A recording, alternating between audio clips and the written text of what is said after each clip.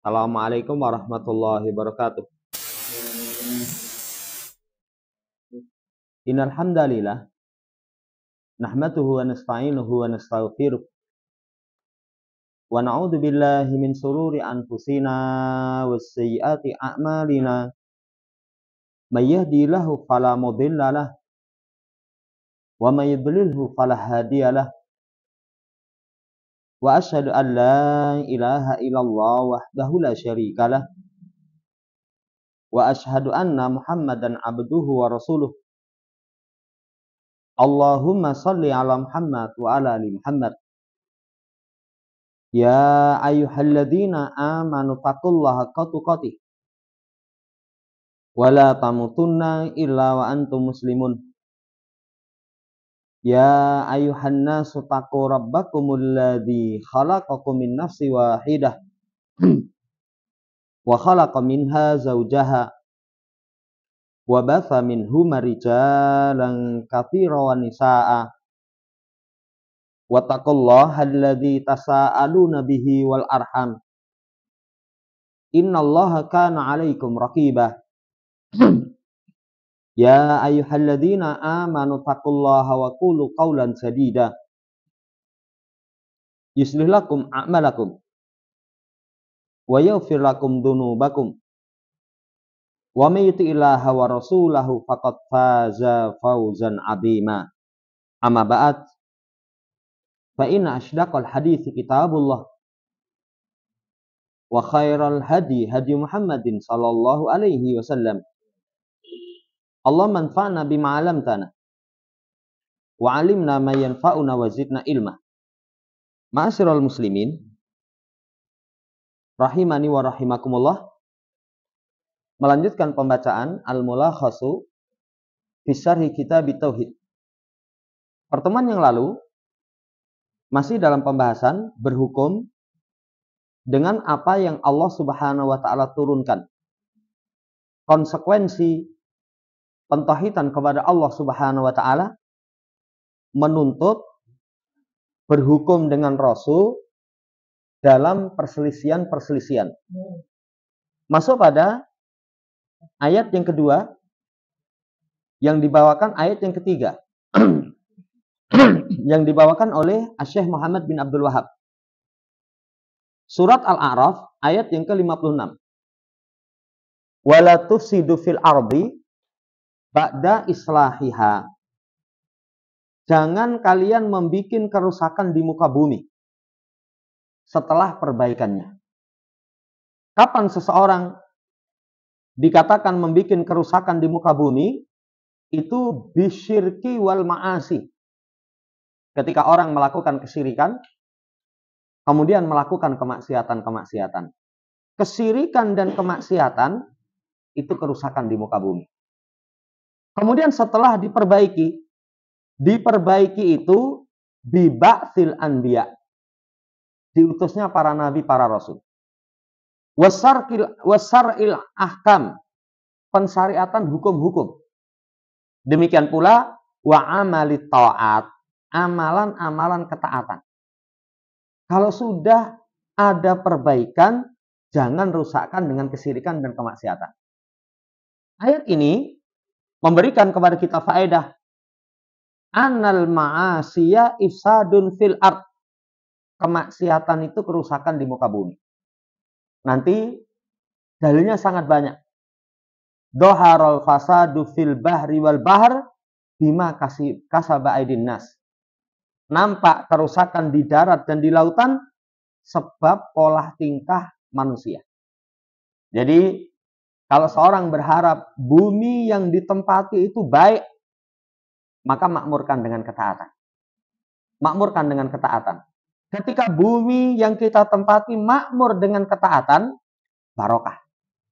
Sebagaimana nanti dalam ayat walau anna ahlal qura amanu wa taqau la fatahna alaihim barakatim minas sama'i wal ard walakin kadzabu fa akhadnahum bima kanu yaksibun. Jikalau penduduk satu negeri beriman dan bertakwa, sungguh kami akan bukakan barokah dari langit dan dari bumi. Berarti ketaatan itu perbaikan. islahun lil ard, perbaikan bagi bumi. Kemaksiatan ifsadun fil ard, kerusakan di muka bumi. Walaupun seperti ini tidak diketahui kecuali hanya orang yang beriman. Kalau pertemuan yang lalu orang munafik, mereka jelas membuat kerusakan di muka bumi, tapi anggapannya innama nahnu muslihun. Hanya saja kami itu mengadakan perbaikan. Ini karena kalau hati seseorang itu sudah rusak, perbaikan dianggap pengerusakan, pengerusakan dianggap perbaikan. Ini faedah dari ayat. Faedah dari ayat anna tahkima ghairi ma anzalallah ifsadun fil ard. Berhukum selain apa yang Allah turunkan, kerusakan di muka bumi. Itu semua aturan yang tidak sesuai dengan apa yang Allah turunkan, itu kerusakan di muka bumi. Termasuk beberapa hari yang lalu, ada katanya, wah ini masa-masa panas. Setelah masa-masa panas berubah menjadi anget. Setelah berubah menjadi anget, sekarang sudah mulai reda. Sing kalah jelas, sing menang jelas. Tapi lihat, ketika aturan dalam memilih pemimpin tidak sesuai dengan ketentuan syariat, itu hakikatnya kerusakan di muka bumi. Berapa harta terhambur? Berapa kebohongan yang muncul? Berapa pengkhianatan yang ada? Luar biasa. Makanya para ulama kita ingatkan, demokrasi kerusakan pertama syirkut ta'ah. Kesyirikan dalam masalah ketaatan. Nah ini contoh. Jadi semua perkara ketika tidak kembali kepada apa yang Allah turunkan, walaupun kalimatnya ini lebih terbuka, ini lebih maslahat, ini lebih cocok dengan zaman, ketahuilah hakikatnya ifsad. Bukan islah tapi ifsad. Ini pelajaran dari ayat. Pelajaran yang keempat, anna salahal basar wa islahahum la yakunu illa bitahkimi ma anzalallah. Kebaikan manusia dan perbaikan mereka. Kebaikannya dan perbaikannya. Kalau seorang pengen baik, nggak ada lain kecuali dengan berhukum apa yang Allah turunkan. Mengikuti ketentuan syariat. Kemudian perbaikan. Kalau perbaikan, rusak. Kan orang di masa sekarang mengatakan, wah kondisi sekarang carut-marut. Bicara tentang ekonomi kacau katanya. Bicara tentang politik ruwet katanya. Saudara yang saya hormati, kalau seorang pengen memperbaiki, solusi perbaikan itu dengan berhukum apa yang Allah turunkan. Saya sering kasih contoh, yang contoh ini diulang-ulang. Supaya melekat betul dalam benak kita. Ketika seorang beli kendaraan bermotor. Akan baik penggunaan sepeda motor itu. Kalau pengen memperbaiki kerusakannya juga akan pas. Kalau sesuai dengan petunjuk pabriknya.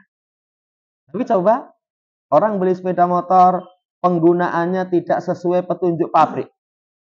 Nah, harusnya kasih pertalit, sudah kasih zam-zam saja. Air barokah ini. Harganya lebih mahal. Nggak bisa jalan itu. Nggak bisa jalan. Kenapa? Karena tidak sesuai dengan petunjuk yang membuat kendaraan. Semua kita, langit dan bumi, penciptanya Allah Subhanahu wa Ta'ala. Allah paling tahu masalah, islah. Apa yang itu merupakan kebaikan dan apa yang itu merupakan perbaikan. Ya, kalau pengen baik, pengen memperbaiki, nggak ada lain kecuali dengan solusi dari zat yang menciptakan, zat yang memiliki. Ini pelajaran dari ayat. Setelahnya dibawakan surat Al-Maidah ayat yang ke-50. Afa hukmal jahiliyati yabghun wa man ahsanu minallahi hukma liqaumi yuqinun. Kata Allah, apakah hukum jahiliyah yang mereka inginkan? Hukum jahiliyah itu hukum sebelum Islam. Ini yang pertama. Makanya aturan-aturan sebelum Islam itu disebut aturan jahiliyah. Kenapa? karena bersumber dari kebodohan. Yang kedua, hukum jahiliyah itu kullu ma halafal Islam. Semua yang menyelisih Islam. Kita namanya hukum jahiliyah.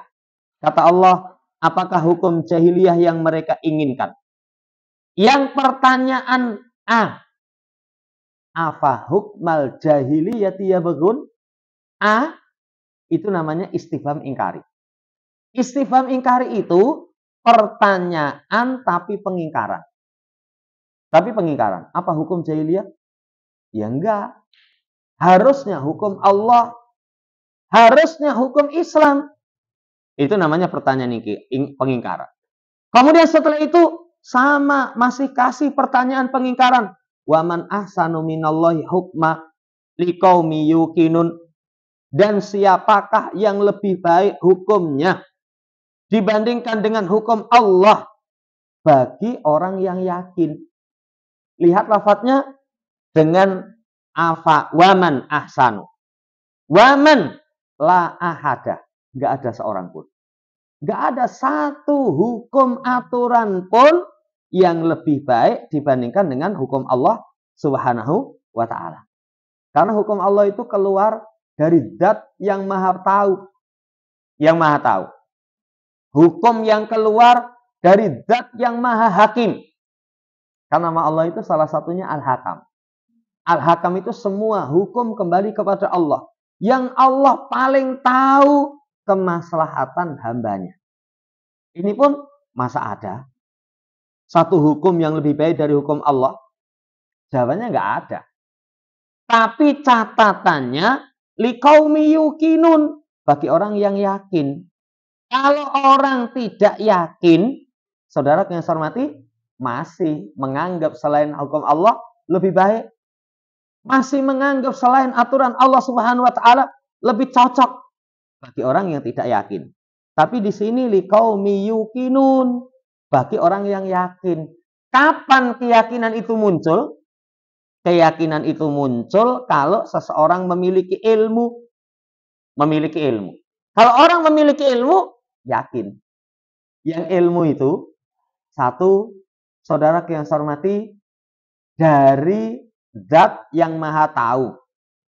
Yang kedua, pengalaman pribadi. Yang ketiga, melihat orang. Melihat orang. Paling tinggi itu kalau seseorang mengalami, kemudian meyakini itu datang dari zat yang paling besar. Zat yang paling tahu, itu nanti paling yakin. Paling yakin. Saudara yang saya hormati, bagi kaum yang yakin, yang mereka itu mentadaburi urusan, memperhatikan, mengetahui bahwasanya tidak ada hukum yang lebih baik dibandingkan dengan hukum Allah Subhanahu wa ta'ala. Ayat ini pelajarannya wajib berhukum dengan syariat Allah semampu kita. Semampu kita. Urusan-urusan keseharian coba kembalikan kepada aturan Allah Subhanahu wa ta'ala. Bagaimana bertetangga, bagaimana di jalan, bagaimana di pasar misalkan, sesuai dengan apa yang Allah Subhanahu wa ta'ala atur. Yang kedua, siapa yang menyelisih syariat Allah? Berarti annama khalafa syar Allah min hukmil jahiliyah. Itu hukum jahiliyah. Ya, dinisbatkan kepada kebodohan karena bersumber dari pertimbangan akal yang akal itu cupet. Yang akal itu cupet. Makanya lihat, kalau hukum buatan manusia, satu waktu dianggap itu yang terbaik, paling bagus. Setelah diadakan uji, biasanya nanti diuji hukumnya itu. Wah, sisi lemahnya banyak sekali itu. Sisi lemahnya banyak sekali. Kenapa? Karena datang dari manusia. Beberapa hari yang lalu saya membaca penjelasan ulama berkaitan tentang wafil qisasi hayatun ya ulil albab. Dalam kisos itu ada kehidupan. Ada kehidupan. Ini sama orang kafir dibantah. Dengan logika mereka, justru kisos itu menjadikan yang nyawa berkurang menjadi lebih. Kalau satu, mata ini orang satu, kemudian si pembunuh ini dihukum 15 tahun, masih ada kesempatan untuk bertambah. Tapi kalau bunuh satu lagi. Saudara yang saya hormati, sing mati loro. Sing mati loro. Berarti nanti bukan kehidupan, tapi justru mengurangi kehidupan. Itu logika mereka yang dangkal. Kalau seseorang paham hikmah pensyariatan kisos, sekian nyawa itu tertahan. Ada orang bunuh, langsung dikisos, dibunuh. Akhirnya orang mau bunuh. Rawani mas. Kenapa? Wah mati nanti. Tapi coba kalau misalkan tidak dikisos 15 tahun. 15 tahun itu kalau punya uang, nanti tak golek nih pasal ben 10 tahun. Ben 10 tahun. 10 tahun itu kalau punya uang, nanti kamu bisa dapat remisi setiap tahun, itu misalkan 2 tahun, 2 tahun. Susu entek itu. Ya. Lah wong misalkan nggak ada pemotongan saja, kalau punya uang, lo katanya ini penjara 10 tahun, teribane piknik di luar negeri. Kerusakannya nanti semakin besar. Ini saudara yang saya hormati, semua yang menyelisihi syariat Allah itu min hukmil jahiliyah. Hukum yang bersumber dari kebodohan. Yang ketiga, bayanu maziyati ahkami syariah wa annaha hiyal khairu wal adlu warahmah. Penjelasan tentang keistimewaan hukum syariat. Hukum syariat itu al khair, yang terbaik. Hukum syariat itu al adlu, keadilan. Hukum syariat itu warahmatu, kasih sayang. Lihat, semua penerapan hukum syariat nanti mengandungi 3 itu. Kebaikan, keadilan, kasih sayang. Ini saudara yang saya hormati, yang ketiga. Yang keempat, anna tahkimal qawanin wadda'iyati wa nudumil gharbiyati kufrun. Penerapan undang-undang buatan, aturan-aturan barat, itu kekufuran. Kenapa aturan barat? Karena hampir semua yang diterapkan itu ternyata produknya orang barat. Produknya orang barat. Makanya nanti dalam hukum saja kadang aneh itu. Zaman dahulu nanti dibayar denda Rp5.000. Sekarang mau diterapkan. Mangewu ya. Ya, bensin aja nggak dapat. Ya, nggak pas, nggak ada keadilan. Nggak ada keadilan. Saudara yang saya hormati, menentukan hukum buatan manusia atau undang-undang barat itu merupakan kekufuran. Ini merupakan kekufuran. Walaupun apakah kufurnya itu mengeluarkan dari Islam atau tidak, dirinci.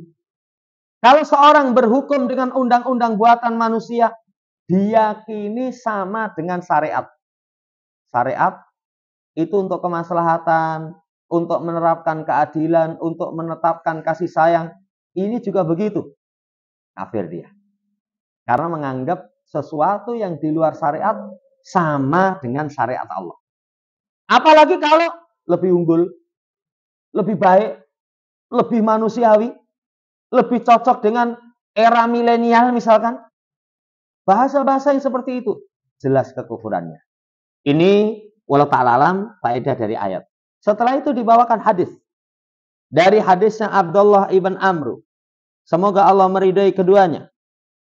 Rasulullah SAW berkata, la yu'minu ahadukum hatta yakuna hawahu taba'an lima ji'tu bihi. Qala Nawawi hadisun sahihun. Ruwinahu fi kitabil hujjah bi isnadin sahih.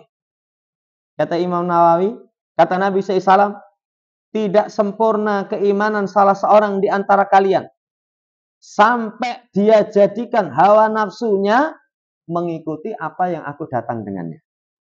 Hadis ini itu dikatakan oleh Imam Nawawi hadis yang sahih.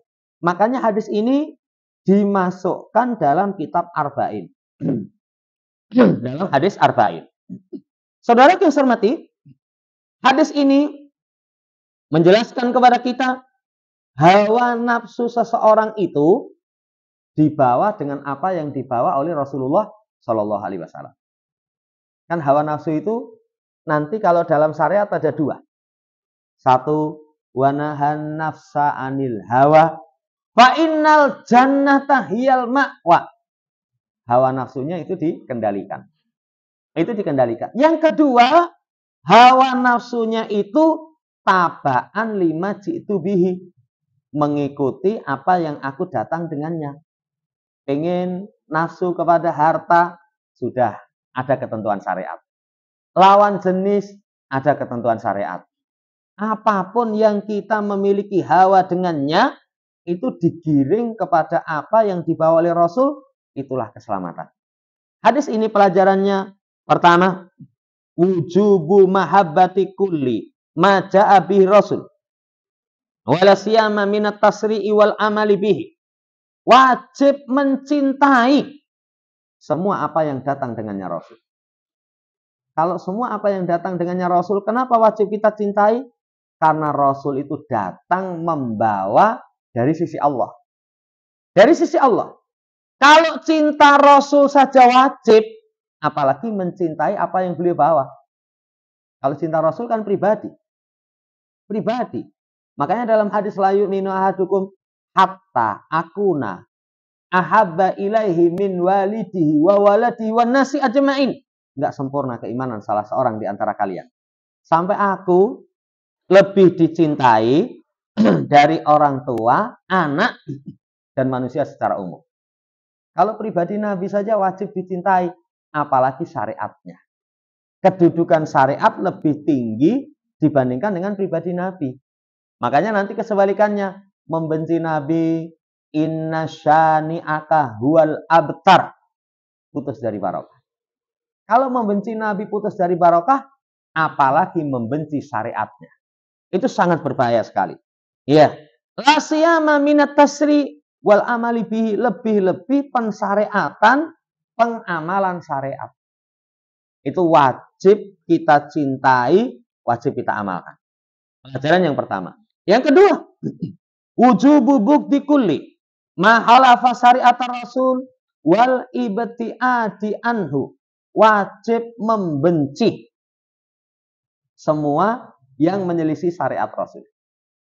Selain membenci, wajib jauh darinya. Kalau ada semua yang menyelisih syariat Rasul, ya kita harus benci. Kapan itu? Sebelum masa-masa panas. Bagaimana sikap umat Islam berkaitan dengan demokrasi? Saya sampaikan demokrasi itu simbol, demokrasi itu upaya orang kafir untuk merusakkan Islam dari dalam. Itu sudah program mereka, dijejalkan ya ke negeri kaum muslimin untuk merusak. Ya, makanya hukum asalnya haram. Kalau menjadi seseorang harus terjun ke situ, maka terjunnya seperti bangkai. Bangkai itu haram. Tapi kapan boleh seseorang makan bangkai? Ingda darurah. Ketika dalam kondisi darurat. Makanya saya kasih penjelasan ulama, kalau milih dan tidak sama saja. Ya, itu nggak usah. Karena memang asalnya tidak boleh. Kalau misalkan milih dan tidak, satunya baik, satunya sedikit baik. Ya, tapi kalau kita milih yang baik, enggak, paling kalah. Paling kalah. Ya nggak usah milih. Yang paling kalah. Walaupun nanti kalau kamu menjadi saksi, jangan menjadi setan, bisu katanya. Lawang itu sudah mungkar kok. Hukum asalnya mungkar. Apa ada sejarahnya Islam jaya dengan demokrasi? Nggak ada. Sama saya suruh tanya TKO mbahmu coba. Yang masih ingat zaman Partai Masyumi. Itu pernah menang mutlak. Dibekukan itu. Dibekukan. Saya teringat waktu kecil, kalau dulu itu majalah Sabili. Dulu rame pembahasan Partai FIS di Aljazair. Menang mutlak di kudeta itu. Nah, karena memang program mereka kok. Saudara yang saya hormati, ini pelajaran. Jadi setiap apa yang menjadi syariat, wajib kita benci. Wajib kita benci. Tapi itu tadi, kalau kondisi darurat, itu beda pembahasannya. Itu beda pembahasan. Tapi hukum asal, haram. Sesuatu yang haram itu kita harus benci, kita harus menjauh, kita tidak terjun ke situ. Kita tidak terjun ke situ. Tapi kalau misalkan kondisi darurat, baru ini Allah Ta'ala alam yang kedua. Yang ketiga, intifaul iman aman yamilu biqalbi ila muhalafati maja'a bi rasul walau amila bi dhahir. Dinafikan iman, bukan dianggap mukmin. Orang yang condong dengan hatinya menyelisih apa yang dibawa oleh Rasul. Jangan-jangan munafik. Makanya kata-kata tidak iman itu nanti kalau dirinci, ya, kamu jamaah hormati condong kepada apa yang menyelisih Rasul Sallallahu Alaihi Wasallam. Condong dengan hati. Wah, ini luwih apik, wah medeni. Jangan-jangan kita munafik. Tapi kalau misalkan yang dohir saja, kecondongan yang dohir itu mungkin dilihat pendorongnya apa. Pendorongnya apa. Wallahu ta'ala alam, ini kandungan dari hadis. Setelahnya dibawakan ucapan Asy-Sya'bi, kana baina rajulin minal munafikin wa rajulin minal yahudi khusumatan. Antara seseorang ya munafik dan seseorang dari kalangan Yahudi itu ada khusumatun, ada perselisihan. Ya, khusumatun, ada perselisihan. Maka Yahudi mengatakan, nataha kamu ila Muhammadin sallallahu. Hayo kita berhukum kepada Muhammad. Kenapa kok Yahudi mengajak berhukum kepada Muhammad? Arafa annahu la ya'khudhu riswah. Karena Yahudi tahu Muhammad itu jujur. Gak mau disuap. Gak mau disuap. Maka munafik ini mengatakan, nataha kamu ila tahu ilal Yahud. Kita berhukum kepada Yahudi saja. Kenapa? Li ilmihi annahum ya'khuduna riswah. Karena munafik ini tahu orang Yahudi itu mau menerima suap. Kan suap itu yang menang bisa kalah. Ya, yang kalah bisa menang. Yang salah bisa benar, yang benar bisa salah. Yang punya hak bisa haknya lepas, yang nggak punya hak itu bisa memiliki hak. Itu dengan suap. Salaman, ya. Kemudian kandel, iki apa to ganjel-ganjel kandel ini? Ya, pun mongso borong. Saudara yang saya hormati, ya, itu nanti akan mengantarkan seperti itu. Munafik tahu Yahudi menerima suap. Akhirnya fattafaqa ala an ya'tiya kahinan fi Juhainah. Keduanya sepakat untuk mendatangi dukun di Juhainah. Malah datang kepada tauhid, Fayatahakama ilaihi. Akhirnya keduanya berhukum kepada dukun itu. Lalu Allah turunkan ayat alam tara ilal ladzina yas'umun. Yang ayat ini pertama kali dibawakan oleh penulis. Saudara yang saya hormati, faedah asar wajib berhukum dengan syariat Allah Subhanahu wa taala. Wajib berhukum dengan syariat Allah Subhanahu wa taala. Semampu kita. Kalau sekupnya besar itu kewajiban penguasa. Tapi kalau sekupnya misalkan kecil, ya semua kita berhukum. Contoh dalam keluarga, misalkan urusan harta waris atau pemberian. Pernah beberapa waktu yang lalu itu ada pembahasan pemberian orang tua kepada anak. Harta peralihan orang tua kepada anak itu tidak. Nafkah. Kalau nafkah sesuai dengan kebutuhan. Sesuai dengan kebutuhan itu, sing anak kuliah misalkan tukokne aerok. Ya, tapi sing anak TK tukokne sepeda dorong. Itu kalau nafkah sesuai dengan kebutuhan. Enggak boleh anak TK, iya masih tukokne aerok. Masa saya cuma ditukokne sepeda roda 3. Kowe pengen tukokne aerok? Iya. Itu beda kalau nafkah. Nafkah sesuai kebutuhan. Tapi kalau pemberian itu harus adil. Pemberian harus adil itu misalkan orang tua masih hidup, anaknya 5, wae omah. Kasih omah. Itu yang adil. Walaupun kapan itu ada kasus ketika diberikan orang tua nilai rumah itu sama. Tapi yang jatah masih sini itu berkembang, akhirnya jadi dilarang. Yang jatah adiknya di sini nggak berkembang, regane murah. Bareng Pak mati, itu sing adike gembreneng. Mosok jatahku gur payu 300 juta, nggonmu sak miliar punjul ya, Kang. Padahal dulu awal memberikan nilainya sama. Itu jatah rezeki, nggak bisa orang hasad. Tapi kalau warisan, ada ketentuan syariat. Coba terapkan misalkan warisan. Kembali kepada syariat Allah Subhanahu wa Ta'ala. Masing-masing kita dikembalikan kepada ketentuan syariat. Semampu kita berhukum dengan syariat Allah Subhanahu wa Ta'ala. Yang kedua, ana tahakuma ila ghairi syariatillah yunafil iman. Berhukum dengan selain syariat Allah itu mentiadakan iman. Walaupun tadi kita sampaikan, mentiadakan iman itu bisa maknanya tidak mukmin, berarti kafir. Kapan? Satu, kalau dianggap sama. Selain syariat Allah sama dengan syariat Allah. Kedua, diyakini boleh. Ketiga, diyakini lebih baik. Ya, diyakini lebih baik. Syariat itu sudah nggak cocok. Nih, wong turun di padang pasir kalau diterapkan di negeri yang gemah ripah loh jinawi. Ya, tongkat bisa menjadi makanan. Saudara yang saya hormati, diyakini lebih baik ini bisa yunafil iman bil kuliyah. Ditiadakan iman secara keseluruhan. Ini hati-hati. Yang ketiga, fihi kasfun li haqiqatil munafikin wa annahum syarrun minal yahud. Di dalamnya terdapat penyingkapan hakikat munafik. Munafik itu lebih jelek daripada Yahudi. Makanya para ulama tegasnya kepada ahli bid'ah. Dengan kepada orang kafir itu lebih tegas kepada ahli bid'ah. Kenapa lebih tegas daripada ahli bid'ah? Karena musuh yang dari dalam itu lebih bahaya, lebih parah dibandingkan musuh dari luar. Kalau musuh dari luar, orang awam pun paham itu. Musuh yang dilakui wong Yahudi, banteni wong Palestina no.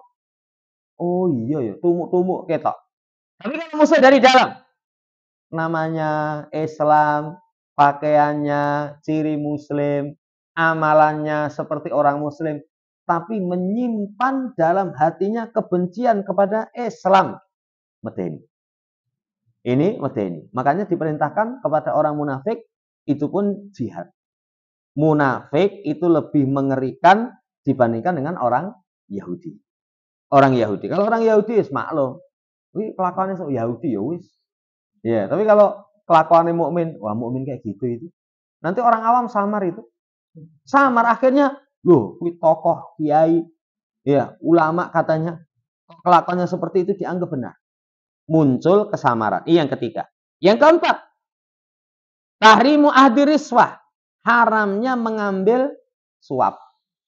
Suap itu pemberian, yang pemberian itu karena satu hal.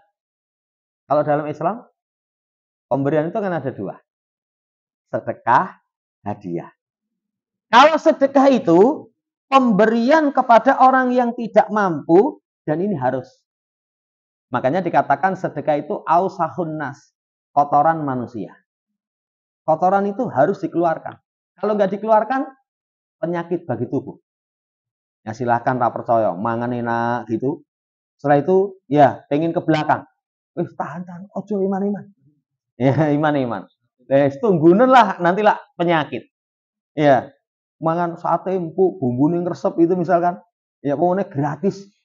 Ya, setelah kenyang, pengen ke belakang. Ojo iman-iman, betul.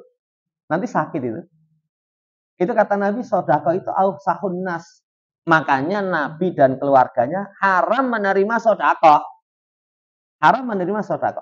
Tapi beda dengan hadiah. Hadiah itu pemberian kasih sayang. Karena sebab kasih sayang. Bukan karena satu hal. Kalau nyoh tak wae.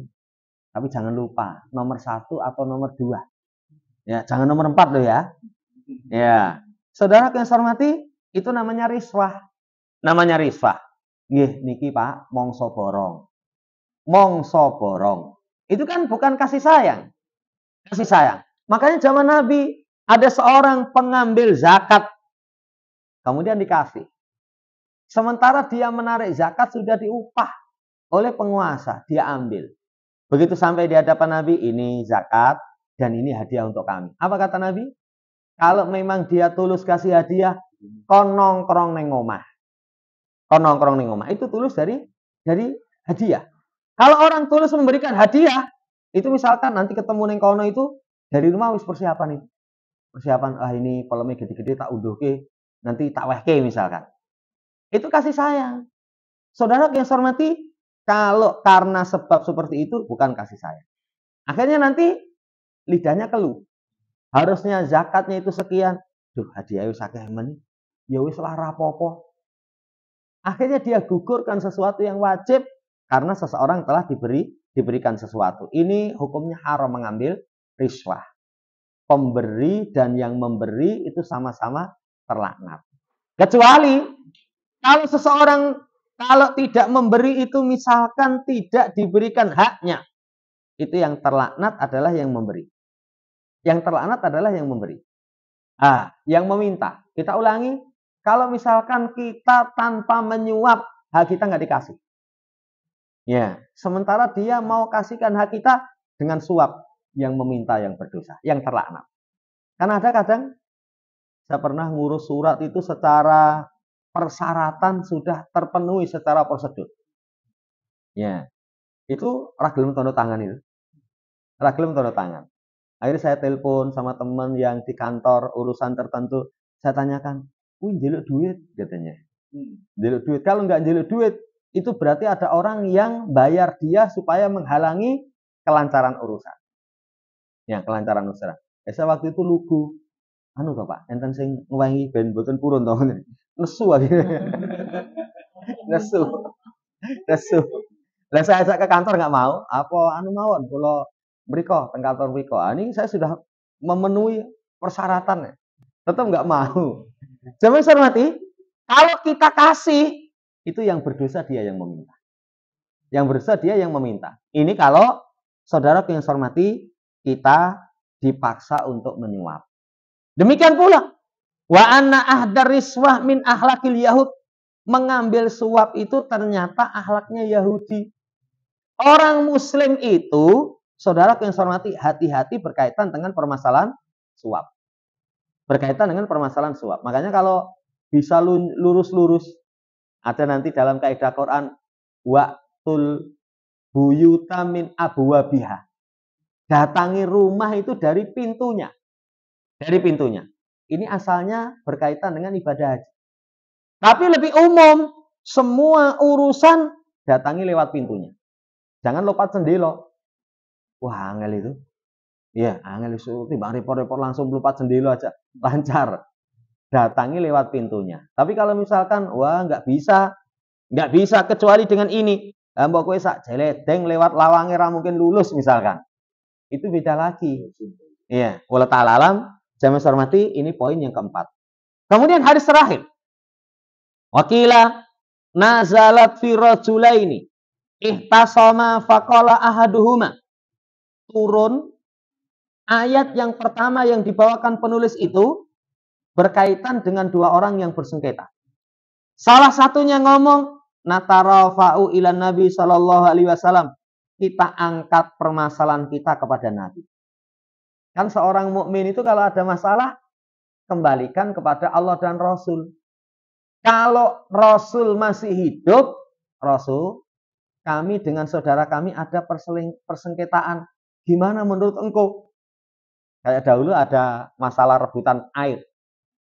Air itu kalau bapak saya ngomong, banyu ki anyep ning marakne panas. Marakne panas, ya. Kalau musim hujan nggak begitu. Musim kemarau itu kalau pertanian, ya pertanian itu bacok-bacokan air itu. Saya pernah waktu kecil itu sama bapak diajak nunggu untuk nyirami tanaman, padahal tawang mangu. Tawang itu alhamdulillah musim kemarau saja air masih ada. Cuman ya sabar. Ya, itu biasanya lep itu kalau nyirami tanaman itu malam hari. Itu begitu kita alirkan ke sawah kita, padahal airnya lebih dekat dengan sawah kita. Itu tinggal mulih itu sini sampai nggak sampai jalan raya. Banyune wis dipedhot meneh. Jadi dialirkan ke sawah dia. Ya, nanti kita pulang sampai rumah, pikiran kita sesok rampung lah. Tekan sawah, lu separuh belum dapat. Jamaah hormati, ada di masa Nabi persengketaan seperti itu. Kemudian Nabi yang mutuskan. Kalau ada sumber mata air, dialiri pertama itu yang dekat. Nanti kalau sudah dekat selesai, baru yang bawahnya selesai, baru yang bawahnya selesai. Nah kebetulan ladang yang dekat itu masih ada hubungan kerabat dengan Rasul. Orang tadi, wah ini keputusan bukan karena Allah. Keputusan bukan karena Allah. Sampai Allah turunkan ayat, ya, la yu'minu ahadukum. Ayat fala warabbika la yu'minuna hatta yuhaqqimuka fi ma syajara bainahum tsumma la yajidu fi anfusihim harajan mimma qadaita wa yusallimu taslima. Tidak demi Rabbmu, mereka tidak dianggap beriman sampai menjadikanmu hakim dalam perkara yang mereka perselisihkan. Kamu putuskan, nggak ada kesempitan dalam dada. Nah ini saudara yang saya hormati, sikap Muslim seperti itu. Kalau ada permasalahan diangkat kepada Nabi, sepeninggal Nabi kepada Quran dan hadis. Cuman kalau Quran, kalau dalam pandangan Ahlussunnah wal Jamaah, tafsirnya yang pas. Ada tafsir seperti itu? Enggak ada, sudah, jangan pakai. Ya, karena Quran itu luwes. Setiap orang yang punya niatan buruk, dia bisa menggunakan ayat. Tapi kalau dikembalikan kepada tafsir, ngawur kamu. Tafsirnya enggak seperti itu. Kembalikan kepada hadis, syaratnya dua. Sahih riwayatan wa sahih dirayatan. Riwayatnya sahih, maknanya benar. Saudara yang saya hormati, kedua, salah satu dari itu ngomong, hayo kita angkat kepada Nabi, yang lain ngomong kepada Ka'ab bin Ashraf saja. Tokoh Yahudi. Summa tarafa'a ilal Umar. Kemudian keduanya akhirnya diangkat kepada Umar. Coba betapa jeleknya ini. Kepada Nabi wegah, milih kepada Ka'ab bin Ashraf. Ya, ini tokoh Yahudi, dukun tauhid. Tapi akhirnya ini wae kepada Umar. Fadha karolahu ahaduhu malqisata. Salah satu dari keduanya menyebutkan kisah itu kepada Umar. Faqala lilladzi lam yardo bi Rasulillah. Kepada yang tidak ridho dengan ucapan Rasul, ditanya, akadalika? Benar? Kamu nggak cocok dengan hukumnya Nabi? Langsung sama Umar, fadoro bahu bisaif. Langsung, gulunya ditugel itu. Urusan kok karo Umar. Umar itu Masya Allah, jadi tegas luar biasa. Kalau macam-macam, pateni wae Rasul. Tapi banyak. Termasuk ayat yang turun sesuai dengan usulan Umar itu salah satunya ketika ada seseorang yang waktu itu kipiye ini. Sama Umar, bunuh wae Rasul. Turun ayat persis. Saudara yang saya hormati, ini kisah luar biasa. Apa pelajarannya? Hukum selain Allah dan Rasulnya. Dalam perselisihan itu termasuk riddatun anil Islam. Termasuk mengantarkan murtad. Termasuk mengantarkan murtad. Makanya para ulama ketika menjelaskan tauhid. Tauhid itu tokohnya ada 5. Syaitan. Kemudian orang yang menyeru untuk menyembah dirinya. Kemudian orang yang disembah dia ridha. Yang keempatnya orang yang mengaku tahu perkara yang gaib. Yang kelimanya, siapa yang berhukum dengan selain hukum Allah, seperti apa yang kita rinci tadi. Ini bahaya sekali. Ya, poin yang pertama. Yang kedua, murtad dari Islam itu hukumnya dibunuh. Cuman siapa yang mengeksekusi? Penguasa muslim. Penguasa muslim. Kalau bukan penguasa muslim, ya nanti masalah. Tonggoku Islami saiki dadi Kristen itu diasake samurai. Ya, setelah itu sering gunduling-glunding, ya urusanmu dewe. Ya, urusanmu dewe. Kenapa? Kalau berkaitan dengan hukuman fisik, itu haknya penguasa. Hanya penguasa. Kemarin ada yang tanya, kalau saya berzina, kemudian penguasa tidak menegakkan hukum zina, apa sikap saya? Rahasiakan. Jangan kamu bongkar, jangan kamu sampaikan kepada seorang pun. Kamu bertobat, beristighfar, bertobat. Tapi nanti kalau misalkan aturan Islam diterapkan, kamu belum marem, ya kamu lapor. Ya, saya sudah menikah dengan pernikahan yang sah. Saya pernah melakukan hubungan suami istri walau sekali. Setelah itu saya berzina. Ya wes, siap-siap. Nanti dibersihkannya itu dengan dipendam setengah badan, lempar batu sampai mati, dirajam. Saudara yang saya hormati, tapi kalau belum, sudah dirahasiakan. Tobat. Ketiga, ana du'a ila tahkimi ghairi syar'illah min sifatil munafikin. Seruan berhukum dengan selain apa yang Allah syariatkan itu sifatnya orang munafik. Sifatnya orang munafik. Jadi kalau misalkan diseru kepada berhukum ya kepada imam yang utama, walau kanal mad'u, walaupun diserunya itu kepada berhukum kepada imam yang utama, tapi selain syariat Allah, diajak kepada putusan Rasul nggak mau. Tapi misalkan dibawa kepada ulama besar, tapi menyelisih petunjuk Nabi misalkan, itu sifat orang munafik. Sifat orang munafik. Sifat orang munafik itu tidak mau kepada syariat, kepada Quran dan hadis. Yang keempat, disyariatkan marah karena Allah dan Rasulnya, karena agama. Marah itu ada dua, karena pribadi, karena Allah Subhanahu wa Ta'ala. Kalau pribadi, asalnya seseorang itu harus menahan diri, tahan amarah, walaupun angel. Ya, kita itu kalau pribadi gampang nesu. Ya, saya tadi malam itu ngaji, mulai ngaji itu lewat bula. Lewat bula itu, jadi jalannya gini nih, dia motor itu dipalangnya gini. Tapi minggir. Terus digelayar-gelayar banter itu sama ngingeti saya gitu. Ya, darah muda saya langsung lahir. Ya, saya cuma ya biasa, iki ngopo lagi? Ya. Kalau ngajak gelut kok nggon peteng-petengan itu. Cuman saya waspada, bayangan saya nanti kok abrak gitu. Lah gini. Jadi jalannya ke sini itu dia gini nih. Itu gelayar-gelayar sak banter-banternya. Sambil ngingeti gitu. Ya. Jamaah yang saya hormati, kadang seperti itu. Kalau secara pribadi, wah ini ngajak gelut ini. Ngajak gelut. Kadang sulit untuk mengendalikan diri.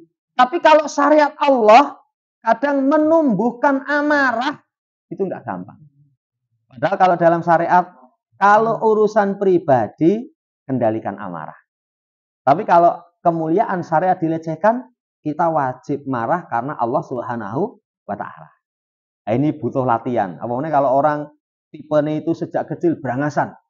Orang berangasan itu diingeti saja emosi kok. Diingeti. Padahal orang ngingeti itu bisa karena takjub. Mas, ini bagus men itu. Tapi yang diingeti, apa? Ajak gelut. Piye lagi. Orang kalau berangasan. Lah ini butuh dilatih. Kalau pribadi memaafkan, tapi kalau syariat kita marah karena Allah Subhanahu wa Ta'ala. Yang kelima, disyariatkan merubah kemungkaran dengan tangan liman yaqdiru ala dzalika, bagi orang yang mampu. Apa pendalilan dari syariat? Berhukum dengan selain hukum Allah dan Rasulnya. Keputusan Nabi malah ditolak. Itu kemungkaran. Kita mampu, seperti Umar punya kekuasaan, langsung tugel gulune. Ini kalau orang yang memiliki kemampuan. Makanya merubah kemungkaran dengan tangan, itu bagi orang yang mampu. Kalau nggak di bawah kemampuan dia, nggak bisa. Tidak bisa. Tapi kalau di bawah kemampuan dia, silahkan. Ini yang kelima. Yang terakhir, mengetahui kebenaran la tughni anil amali bihi wal inqiyadilahu. Mengetahui kebenaran itu tidak bermanfaat. Ya, ketika seseorang tidak mengamalkan dan tidak tunduk. Ya, tidak mengamalkan dan tidak tunduk kepada kebenaran. Makanya tahapan seseorang itu Allahumma arinal haqqo haqqo. Setelah itu warzuqna tiba'ah. Wa arinal batila batila warzuqna istinabah. Tampakkan yang benar itu benar, kasih rizki bisa mengikuti. Tampakkan yang batil itu batil, kasih rizki untuk bisa meninggalkan.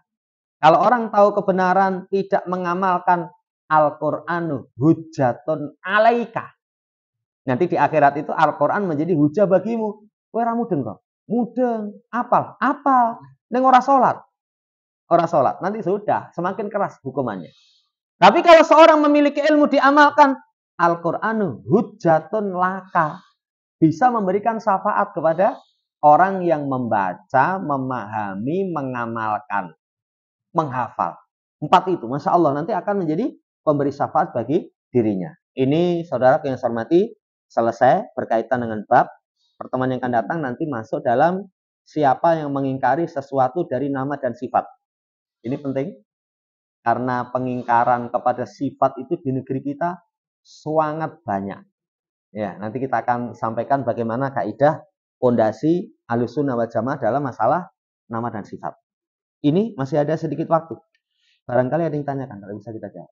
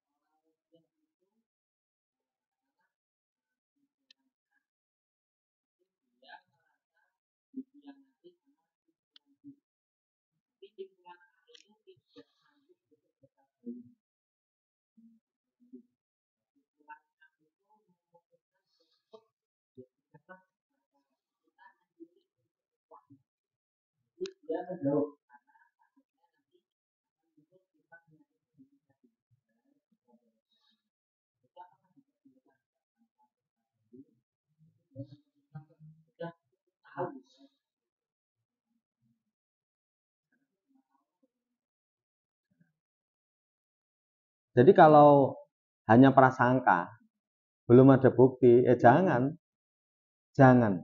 Apalagi itu saudara muslim. Apalagi saudara muslim. Kalau saudara muslim itu datangkan 1001 alasan untuk menghindarkan dari tuduhan buruk. Kecuali kalau ada bukti. Kalau ada bukti. Sekarang kan begitu. Kalau nggak ada bukti ya jangan. Berarti hati kita yang keliru. Tapi kalau memiliki bukti, ya sudah, itu ada bukti. Apalagi punya pengalaman, saya benar ngalami. Itu baru nanti enggak, ya. Itu walau ta'ala alam. Jadi jangan diteruskan, karena diteruskan nanti semakin rusak hubungan.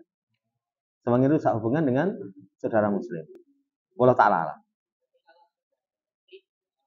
Kalau sudah ada bukti, apa hak saudara muslim kalau dia terbukti berbuat jelek? Satu, rubah. Merubah kemungkaran itu dengan tangan, lisan, hati. Kedua, menasihati.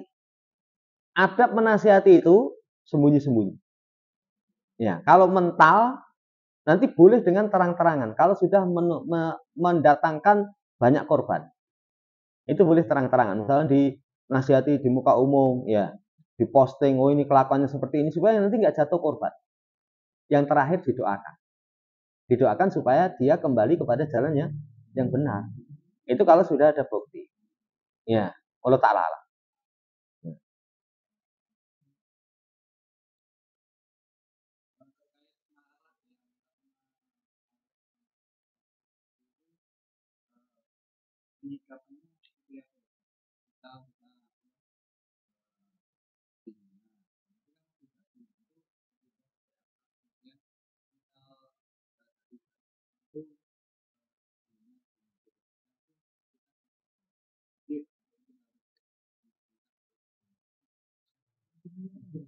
Jadi kalau secara pribadi, ya, ketika seorang misalkan didolimi, jalur pertama memaafkan. Nanti kalau urutannya, itu kedoliman orang itu boleh dibalas dengan kedoliman. Semisal. Yang kedua, termasuk pembalasan semisal itu dengan doa. Tapi doa pun juga nggak boleh berlebihan. Ini lama sekali kita pernah sampaikan. Kalau orang jahati kita, kemudian jahati itu sakitnya cuma seminggu, tapi dongane muga-muga ya Allah, elang penae saumur-umur. Itu namanya kita malah berganti dolim. Berganti dolim. Ya, ini yang pertama. Kemudian yang kedua, itu tahan amarah. Tahan amarah. Sudah kamu maafkan belum?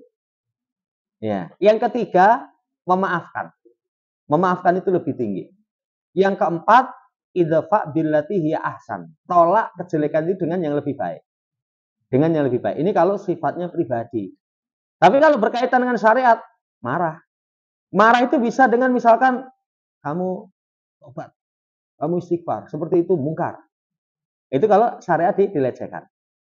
Ya, kadang kita seringnya kalau diri kita walik, oh ini menginjak-injak harga diri saya ini. Tapi kalau berkaitan dengan syariat, ada syariat yang dilecehkan, kita nggak berani negur. Kamu jangan ngomong kalimat kufur itu. Kalimat-kalimat kufur. Ayo istighfar, istighfar. Ya, sering seperti itu. Jadi bentuk marahnya ya kita ini mungkin namanya orang marah kan kelihatan dari wajahnya, dari kalimatnya. Itu marah karena Allah Subhanahu wa taala. Rasul pun begitu. Rasul itu kalau pribadi memaafkan. Cuman saya belum pernah cek katanya kalau ke masjid didoni. Ya, satu kali nggak didoni malah dijenguk. Ya, kalau itu benar, memang akhlaknya Rasul itu seperti itu. Jadi beliau itu kalau secara pribadi beliau memaafkan. Tapi kalau kemungkaran nggak ada maaf. Sampai masuk rumah itu ada misalkan gambar makhluk hidup, beliau kelihatan marahnya. Itu dari wajahnya saja orang rumah sudah paham. Ini Rasul nggak suka. Para sahabat itu kalau Nabi marah, itu sahabat sudah paham. Langsung natubu ilallah. Rasul kami bertobat kepada Allah. Kan dulu ada yang tanya, Rasul bapak saya siapa? Bapak saya siapa? Kan itu pertanyaan yang tidak faedah. Nabi jawab, tapi jawabnya itu dengan nggak suka. Langsung sahabat yang peka, yang cerdas langsung ngomong, iya kami bertobat kepada Allah. Iya kami mohon ampun kepada Allah. Nah ini kelihatan. Jadi kalau orang marah kan kelihatan. Sekali lagi kalau pribadi itu lebih baik memaafkan. Walaupun memang memaafkan itu bukan perkara yang mudah. Saya sering ninggalan juga kayak gitu. Ninggalan ngerti-ngerti kapan ya? Tadi malam itu juga begitu. Jadi atau kalau enggak pagi ini tadi. Go motor Alfa sing ngebul itu. Ya. Tapi saya untungnya baris kedua. Jadi depan saya itu ada motor, itu nggak noleh-noleh. Ya. Depan saya itu langsung, teman kan irit-iritan gini. Irit-iritan. Ya namanya itu ya kita kan prasangkane, wah no sing muncrat apa ora gitu. Depan saya itu langsung begitu itu langsung ngebut dia, anyel ya. Saya melu akhirnya melu nyalip. Tapi kadang seperti itu. Itu menuntut kita untuk bersabar. Apalagi pergaulan itu kalau ketemu orang yang sempurna nggak akan ada. Semuanya itu serba penuh dengan kekurangan. Nanti dalam hadis dimisalkan seperti 100 ekor onta. Suruh milih siji belum tentu cocok. Wis pilihan ini, 100 ini kamu ambil satu. Yang terbaik. Nggak ketemu itu. Nah kita pergaulan juga begitu. Pergaulan juga itu. Makanya kalau seorang menuntut pasangan sempurna, saklawase ra ketemu. Nah, ya. Nanti wah ini bodi ini lumayan nih. Wah ini kok kulitnya gosong misalnya. Ini kulitnya putih. Tapi kok saya bodine ya anggere goncenge bani gembos terus misalkan. Selamanya nggak sempurna, nggak akan ada. Makanya sifat pergaulan itu adalah memaafkan lapang dada. Wallahu ta'ala.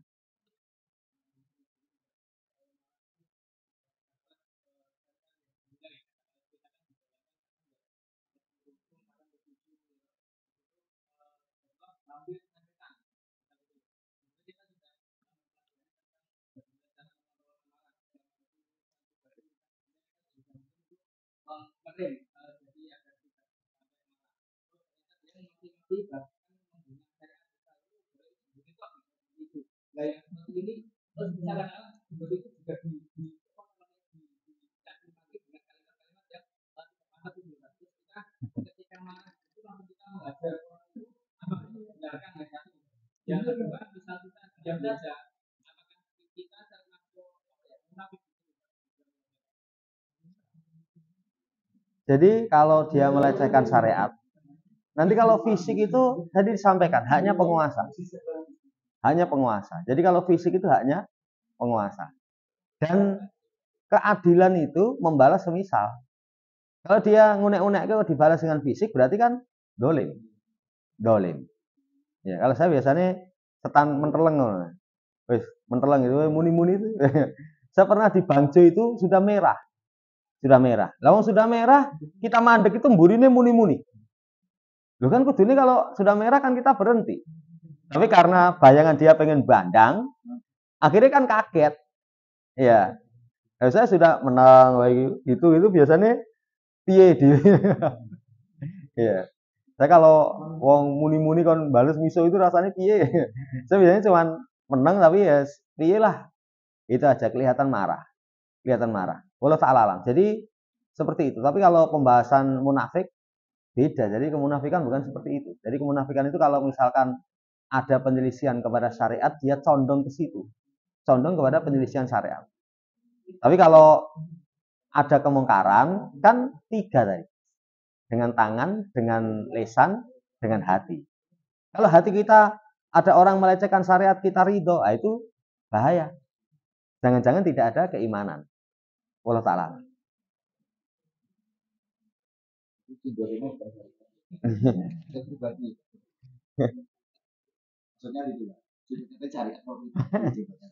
Jadi kalau dia lecehkannya karena syariatnya, ya syariatnya. Ya. Nah itu ya ada pelajaran tambahan apa? Penampilan itu harus diiringkan dengan sikap, ucapan, perbuatan. Dulu ada guru itu kalau kemana-mana bawa pakai jubah. Ditanya, Ustaz, apa hukum pakai jubah? Enggak sunnah. Jubah itu tidak sunnah. Cuman pakaian yang paling dicintai oleh Rasul Shallallahu Alaihi Wasallam. Iya. Tapi kenapa kok guru itu terus kemana-mana jubah? Kata dia, itu bisa menjadi pengendali dari kemaksiatan. Kata dia, misalkan ono perempuan makhluk halus lewat, dia harus melirik pakai wah. Wong juban kok matane keranjang, ya. Dia mau bohong, dia malu. Dia malu. Itu Masya Allah. Jadi termasuk penampilan kita itu ternyata membantu kita untuk bisa menjaga dari perkara yang jelek. Jenggotan badhe gosong, pribane orang bayar mangan. Kalau ta'ala. Itu subhanakallahumma rabbana bihamdika asyhadu an la ilaha illa anta astaghfiruka wa atubu ilaik. Assalamualaikum warahmatullahi wabarakatuh.